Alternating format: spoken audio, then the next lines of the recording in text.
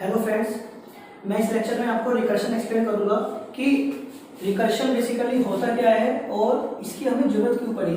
इससे पहले हमने फंक्शन पढ़ा था।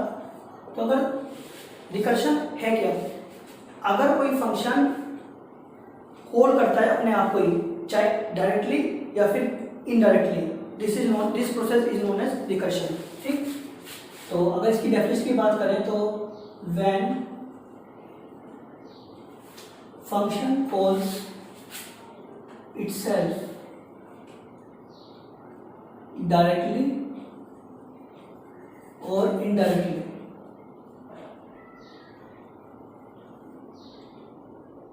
is called recursion।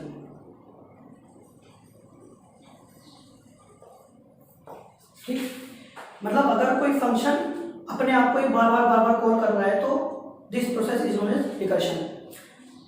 रिकर्शन की हेल्प से बेसिकली काफ़ी सारी ऐसी प्रॉब्लम्स हैं जो बहुत आसानी से सॉल्व हो जाती हैं कि आपका प्रोग्राम बहुत आसान हो जाता है और आपको समझने में उसको बहुत आसानी होती है और इसके मतलब कोड ज़्यादा हार्ड नहीं होते, बहुत आसानी से हर किसी को समझ में आ जाते हैं। आपको भी, और अगर आप किसी और को अपना दिखाओगे कोड तो उसको भी बहुत आसानी से समझ में आता है।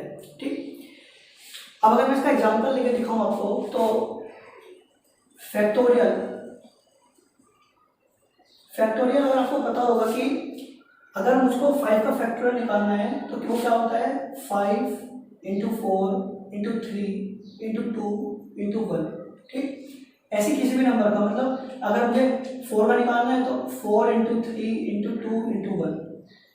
ठीक, अब सपोज मैंने कोई फंक्शन बना दिया फैक्ट ऑफ n के नाम से। मुझको पता है कि फैक्टोरियल ऑफ 5 क्या है, 5 × 4 × 3 × 2 × 1। अब आप एक चीज और देखो कि अगर 5 का फैक्टोरियल निकाल रहे हैं तो जो ये वाली चीज है ये तो 4 का फैक्टोरियल है और इसमें मैंने बस खाली 5 की मल्टीप्लाई तो करी है। तो मैं इसमें लिख सकता हूं कि अगर मुझे किसी n नंबर का फैक्टोरियल निकालना है तो n × फैक्ट ऑफ n-1 यहाँ पे लिख दूंगा मैं रिटर्न। आप क्या देखिए तो फॉर्मूला हो गया। बट आप एक बात सोचो, मैंने सपोज यहाँ पे 5 पास करा तो ये सबसे पहले 5 × फैक्ट ऑफ 4 को कॉल करें, 4 आएगा, 4 दोबारा यहाँ पे जाएगा तो 4 आपका 4 × फैक्ट ऑफ 3 को कॉल करेगा, ऐसे ही चलता रहेगा। तो ये खत्म कब होगा, ये तो इन्फिनिट लूप चलेगा। तो इसको रोकने के लिए इसमें जो चीज आती है वो आती है बेस केस। रिकर्शन में हम बेसिकली बेस केस का सॉल्यूशन प्रोवाइड करते हैं और उसी बेस केस के हिसाब से हमारा रिकर्शन का प्रोग्राम टर्मिनेट होता है। तो अगर मैं इस प्रोग्राम की बात करूं तो यहाँ पे आपका जो बेस केस बनेगा वो बनेगा इफ n ≤ 1 रिटर्न 1। ठीक है, तो ये फायदा है बेस केस का कि रिकर्शन का प्रोग्राम को वो एक जगह आकर फिनिश कर देगा, वरना तो रिकर्शन प्रोग्राम भी खत्म ही नहीं होगा और बढ़ता चला जाएगा। अब नेक्स्ट क्या है कि अगर सपोज मैंने बेस कंडीशन ना दी प्रोग्राम में या फिर बेस कंडीशन को गलत दे दी तो उसका क्या प्रभाव पड़ेगा प्रोग्राम पे। पहले तो मैंने भी आपको बताया कि अगर मैं बेस कंडीशन नहीं दूंगा तो आपका प्रोग्राम इनफाइनाइट चलता रहेगा। दूसरी चीज, सपोज करो अगर मैं फैक्टोरियल का प्रोग्राम लिखूं, मैंने जो भी सही प्रोग्राम था वो मैंने ऐसे लिखा था कि if n ≤ 1 return 1 else return n × fact of n-1। ठीक है, अब सपोज करो मैंने जो बेस कंडीशन है अगर मैंने इसको गलत लिख दी, इसको गलत कैसे लिखेंगे, मैंने सब यहाँ लिख दिया इफ n > 100 तो return 1 else return n × fact of n-1। अब सपोज करो मैंने यहाँ पे 5 का मुझे फैक्टोरियल निकालना है तो वो इसको तो कॉल कर लेगा, बट जो ये वाली कंडीशन है इस कंडीशन कभी पहुंचेगा ही नहीं क्योंकि n की वैल्यू कभी भी 100 से बड़ी होगी नहीं, हमेशा वैल्यू 5 से छोटी होती जा रही है। तो ऐसे केस में भी आपका इनफिनिट लूप चलता रहेगा तो जो यहाँ प्रॉब्लम आती है उस प्रॉब्लम का नाम होता है स्टैक ओवरफ्लो। ये एरर प्रोग्राम थ्रो कर देता है, अगर हमने बेस कंडीशन गलत दे दी तो स्टैक ओवरफ्लो नाम से एरर आएगी, जो कि आपको ये बताएगा कि आपने इनफाइनाइट लूप चलाया है तो उसकी वजह से स्टैक ओवरफ्लो हो गया। अब ये स्टैक ओवरफ्लो क्या मतलब है? बेसिकली जब भी कोई रिकर्शन का प्रोग्राम रन होता है तो जो मेमोरी में जगह लेता है बार बार कॉल करने के लिए, वो स्टैक की ही मेमोरी लेता है। अभी इस बारे में बाद में आपको समझ में आएगा जब स्टैक पढ़ेंगे कि कैसे लेता है और कैसे ये फंक्शन प्रोवाइड करता है, ठीक है।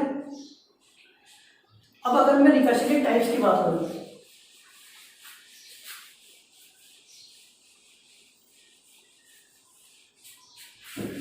टाइप्स की बात करूं तो सबसे पहले तो रिकर्शन दो तरह का होता है। पहला डायरेक्ट रिकर्शन,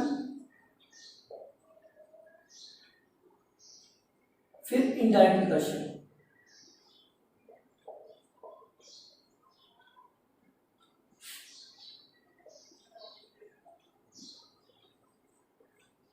डायरेक्ट रिकर्शन वो होता है जो फंक्शन अपने आप को ही बार बार कॉल करता है। जैसे मैंने अभी फैक्टोरियल का प्रोग्राम लिखा था तो उसमें यहाँ पे भी फैक्टोरियल ऑफ एन था और जो यहाँ रिटर्न हुआ था वो भी बाद में n into factorial of n minus one return हुआ था। तो यहाँ पे इफेक्ट और जो ये बार बार कॉल कर रहा है ये अपने आप को ही कॉल कर रहा है, ठीक। बट कुछ प्रोग्राम ऐसे होंगे जो यहाँ से जो कॉल करेंगे वो किसी और फंक्शन को करेंगे। तो ऐसे फंक्शन जो किसी और फंक्शन को कॉल करते हैं, ऐसे रिकर्शन को हम बोलते हैं इनडायरेक्ट रिकर्शन, ठीक। बट जो अपने आप को ही कॉल करते हैं उनको बोलते हैं डायरेक्ट रिकर्शन। मैंने सबसे पहले भी आपको बताया था कि when function calls itself directly और इनडायरेक्टली, तो वो यही मतलब है। अगर अपने आप को कॉल करेगा तो डायरेक्ट रिकर्शन, किसी और को करेगा तो इनडायरेक्ट रिकर्शन। अब दो तरह के रिकर्शन और होते हैं, एक होता है टेल रिकर्शन, एक होता है नॉन टेल रिकर्शन।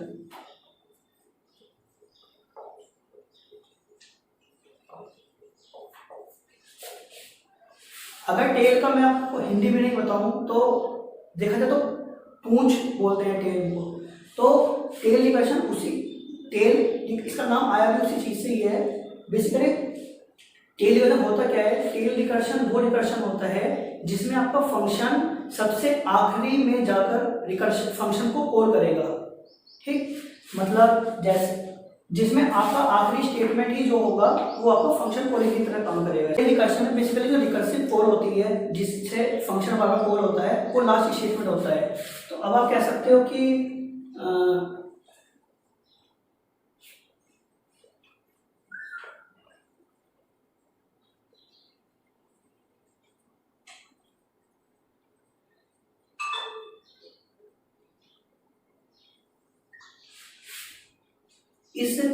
आप कह सकते हो कि इस फंक्शन में भी जो ये लास्ट में बिल्कुल रिकर्शन कॉल हो रहा है ये टेल रिकर्शन है। बट नहीं, ये टेल रिकर्शन नहीं है, क्योंकि अगर मैं इसमें 5 कॉल करूंगा तो 5 आपको क्या करेगा? यहाँ पे आपको 5 इंटू फैक्टर 4 कॉल कर देगा। जब फैक्टर 4 दोबारा कॉल होगा तो वो आपको 4 इंटू फैक्टर 3 कॉल कर देगा। जब 3 कॉल होगा तो 3 इंटू फैक्टर 2 कॉल करेगा, 2 इंटू फैक्टर 1 करेगा, फिर यहाँ से रिटर्न करेगा ये 1, फिर इसकी मल्टीप्लाई इसमें होगी, फिर ये इसको करेगा, फिर इसको इसमें वैल्यू कंप्यूट होगी, फिर ये रिजल्ट आपको ये यहाँ पास करेगा, ये कंप्यूट होगा, फिर रिजल्ट यहाँ पास होगा, ये कंप्यूट होगा, फिर फाइनल रिजल्ट आएगा। तो आपने देखा कि यही वाला स्टेटमेंट आपका 2 बार कॉल हुआ। एक बार तो इसने फंक्शन को कॉल कर दिया और बाद में जब इसके पास रिजल्ट आया तो इसने दोबारा कंप्यूट करा। तो इसलिए हम कह सकते हैं कि ये जो लाइन है ये आपका लास्ट स्टेटमेंट नहीं है। तो इसलिए ये वाला जो एग्जांपल है ये आपका टेल रिकर्शन एग्जांपल नहीं है। तो ये सब आपकी थ्योरी थी रिकर्शन के बारे में। अब मैं आपको गाइस नेक्स्ट लेक्चर में इन सब के क्वेश्चन एक्सप्लेन करूंगा, वेरिएबल्स के, स्टोरेज क्लास के, फंक्शन, रिकर्शन, जितने भी क्वेश्चन इसमें आपके कॉम्पिटिटिव पेपर में आए हैं अब तक वे सब आपको एक्सप्लेन करूंगा।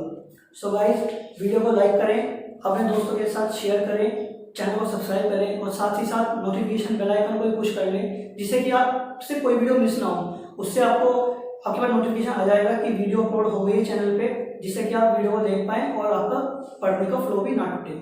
Thank you guys.